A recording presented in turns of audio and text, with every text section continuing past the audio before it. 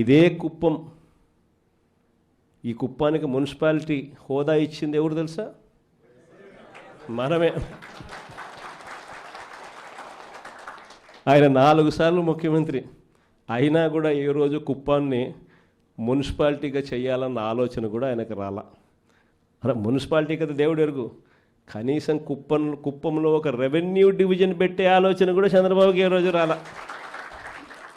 సరే, revenue division కదా దేవుడు ఎరుగు, కనీసం కుప్పానికి తాగేదానికి నీళ్లు కూడా ఇచ్చింది ఎవరు అని అంటే అది కూడా మన హయాంలోనే.